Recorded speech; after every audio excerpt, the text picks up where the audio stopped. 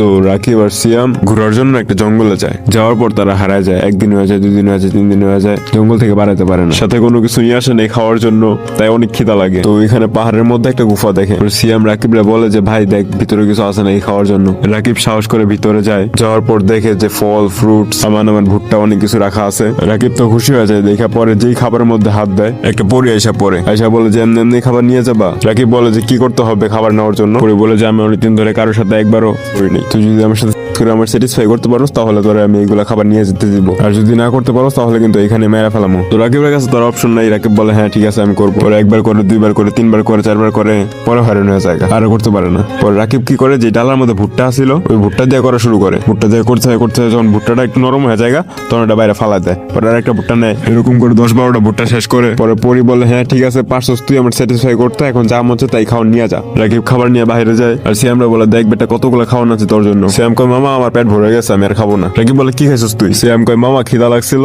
গুফা থেকে তুই যে ভুট্টা গুলা দিছস ওইগুলো খেয়ালাইছি, সেই মজা লাগছে।